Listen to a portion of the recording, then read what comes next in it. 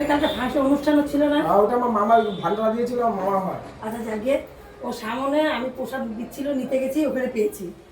আমি খুলে ভাবছি মোবাইল আছে, ফোন করলে বলবো, না ফোন নেই, ফোন নেই।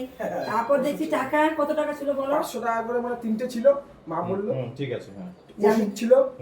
ঠিক আছে। 20 টাকা কম 2000 টাকা আছে, গুনে নাও, আমি গুনেছি। ঠিক আছে, যাই পাওয়াই যেত না, অন্য তো পেতাম বলুন না, তারপরে দেখছি আমি নিজে নার্সিং এর কাজ করতাম, গাড়ি ওষুধটা খুব দরকারি, সর্বিটের বুকে ব্যথা। হ্যাঁ হ্যাঁ, এই না ওষুধটা, এই যে আমাদের নাম্বার ছিল, দেখে আমি এটা আমার কাকির নাম্বার। ধন্যবাদ নাম্বারটা উনি রেখেছিল বলে উনি পেয়েছে, এটা আমার মনে হয় অশেষ ধন্যবাদ, তাহলে আমি ঋণে থাকতাম না। এই যে পাঁচশো আর দেখুন, অন্য কেউ হলে ফেরত দিত না, আপনারা হয়েছেন বলে আমি দেবো, আমি ভাই রাখবো না, আমি ঋণে থাকতাম। ঠিক আছে, দেখো গুনে নাও। ঠিক আছে, 20 টাকা কম 2000 টাকা, ঠিক না আছে? 1880 টাকা, 15, 16, 17, কি বল, ঠিক এটা আছে, ছিল আপনার ওই যে- ও আমি তাহলে বুঝতে ভুল করেছে, কেন আমি 100 টাকা দেবো না বাবা। তা আপনি কি মিষ্টি খাওয়ার জন্য নিয়ে না, আসেন?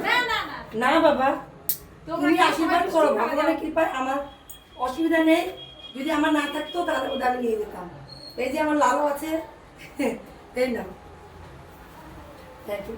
তুমি নিয়ে গেলে আমাকে ঋণ মুক্ত করলে, যেটা আমি থ্যাংক ইউ বলছি তোমাকে। না আপনার তো থ্যাংক ইউ, অসংখ্য ধন্যবাদ। আপনার বাড়ি কোথায়?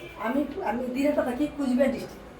আমার মামা এখানে তারাপীঠে প্রতি বছর নিয়ে আসেন, সাইকেল হাজার 4,000 লোক নিয়ে আসে।